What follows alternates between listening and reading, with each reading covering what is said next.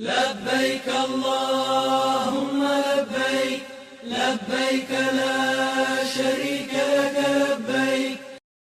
You won't be allowed into heaven because you don't believe in Jesus. Which doesn't really make sense to me. Even if you never heard of it? Yeah, even if just, yeah. The Quran mentions in chapter 17, Allah says that Allah will not punish until He sent a messenger. Meaning the message should be delivered to the person. And then once the messages come to the person understands it and they choose to accept or reject. Then they're open to punishment. Yeah, I get it. I also have an issue with Islam as well. Okay, no problem. You're not the first person to have an issue with Islam. Yeah, it's the predestination. Yeah. I don't really understand how it correlates with free will as well. Okay. That's my main concern. You've gone in quite deep, isn't it? Yeah. You know, this question is quite interesting because when you say you have a problem with Islam and then you bring up the issue of predestination. I mean, it's not really a problem. It's just like I don't. No, but you know, this is the discussion in Christianity between different groups. This is the discussion between atheists. This is no problem to share the good. Yeah. This is the discussion in the Greek philosophy on predestination. So I wouldn't say it's an Islamic issue.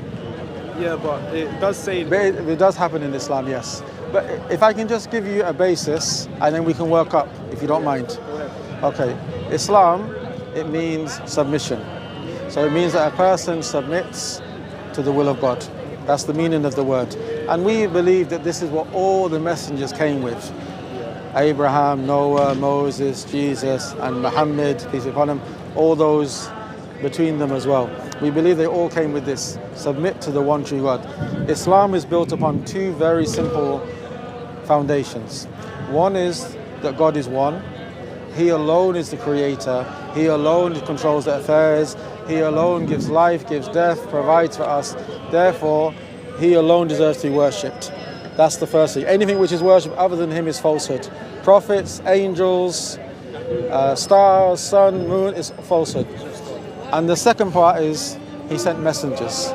He sent messengers to give glad tidings to those who accept, to give warnings to those who reject, and to establish the evidence against the creation, and to show people how to live their life. That's the two foundations. God is one and He sent messengers. Then everything else comes from that. But in the issue of predestination, we believe that human beings, there's basically four things how we describe it. In Islam, we have, I'll just lay it out to you, we have 6 pillars of belief. We believe in God. He alone deserves to be worshipped. He alone is names and attributes. We believe in angels. He's created angels to do certain roles. We believe He sent messengers. We believe He sent books. We believe in the last day, meaning from the moment we die, everything that happens there, judgment, paradise, hellfire, question in the grave, we believe in this. And the 6th thing, we believe in the predestination, which you brought up. The predestination basically teaches 4 things, according to the Quran and the Sunnah. That Allah, God, the one true God, He knows everything. Everything that happens, He knows it. He has written down everything. Everything that's happening is recorded. Me and you, this discussion, you being born, me being born, etc. Everything is written down. 3rd is creation.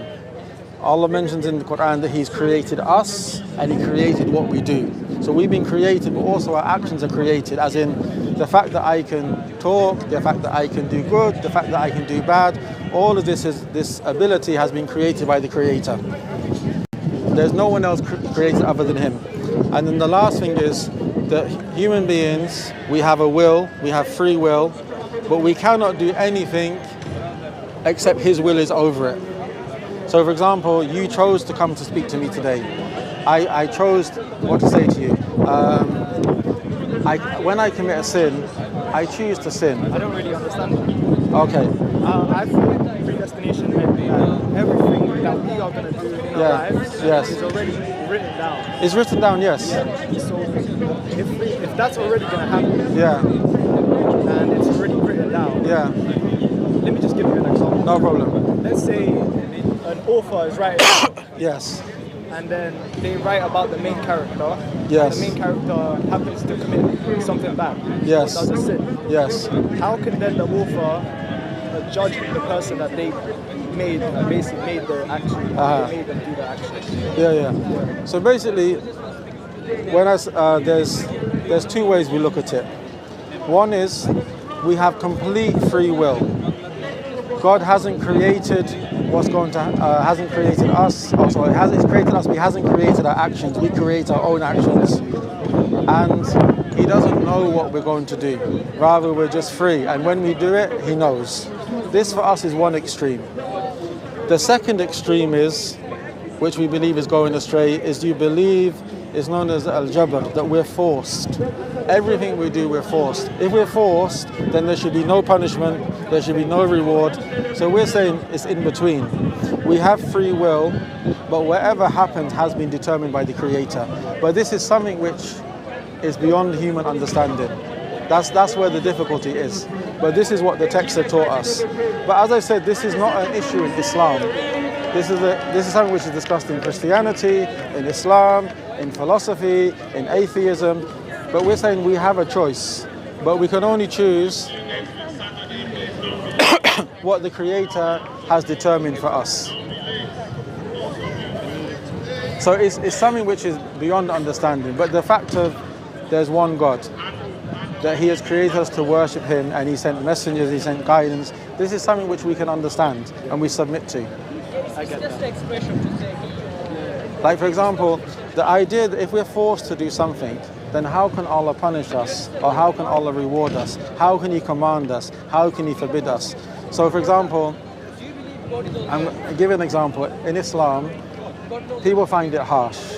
But in Islam, we have a punishment for the thief, where the hand is cut off. Now, just to give some background, if a person steals out of greed, then he's liable to the punishment. But he steals something which was secure, put away, and the person had to make effort and intent to steal it. If the person steals out of necessity, hunger, etc., it's not considered a sin. Okay. Now what happens is, when you have a society where this law is laid down, you'll find that this punishment is not really put into practice. Because as soon as you do it to one person in a public place, crime has stopped. Like, people find it harsh, but people, if their house is broken into, if their wife is attacked, they understand it. So what happens is, this person who stole out of greed, his hand would be cut off. There's three benefits. One is, this person will not reoffend. If you see the people in this society, they go to prison, they get a criminal record. If you see the rate of reoffending, it's close to ridiculous. Secondly is, you protect people's property, and you protect society, because that crime will come to an end. And third, most importantly, we believe if a person is punished in this way, in this life, in a Muslim country, by a judge, under a ruler, it's not for me and you to be vigilante. We believe that that person, because they've been punished in this life, they will not be punished in the hereafter. They've had their punishment. So, the point I wanted to get to, predestination. One of the early Muslim rulers, the second one, his name was Umar ibn Khattab radiallahu anh. A man came to him and was caught stealing. So he said, O Amir al-Mu'mineen, O leader of the believers, how are you going to punish me for doing a sin which was pre-decreed? So Umar replied to him, said, we are going to punish you. We're going to punish you for the sin which was decreed, by the punishment which was decreed. This might make it easier as well. There was a particular expedition where the Muslims, they went out, an army went out, and they were approaching Damascus, like Syria area. At the time there was a plague in the city. So when the army heard of the plague, the discussion was made, shall we enter or shall we not enter? Some said, we've come out in the sake of Allah, we should complete our mission, we should enter. Some said there's a plague in the place, we should not enter. So they had a discussion. The ruler at the time, Umar ibn Khattab, is the same ruler. A companion by the name of Abdurrahman bin Auf, he said, I heard from the Prophet Muhammad sallallahu alaihi wasallam that if there is a plague in a place, then do not enter it. And if you're in that place, then do not leave it, because you're going to spread it. So he decided the army should turn back. When the army turned back, someone came to him and said, are you fleeing? Are you running away from the decree of Allah? So he replied, he said, yes, we are fleeing from the decree of Allah to the decree of Allah.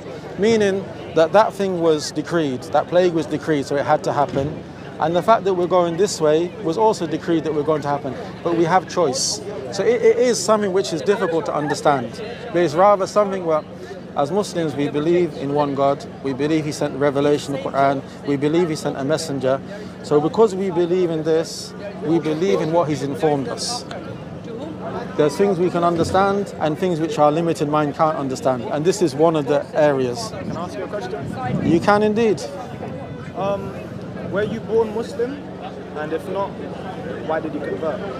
Okay. The Prophet Muhammad sallallahu alaihi wasallam said, you may have heard this before, he said, كل مولود يولد على فطرة.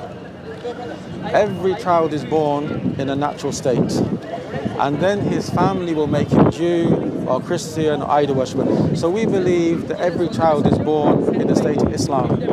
Meaning, if you left the children alone, without any outside influence, they would believe there's one God and they would submit to one God. So we believe every child is born Muslim. But me, as you can see, I'm English, so I was born up in what we would call a Christian family. And then when I was 19, I became Muslim.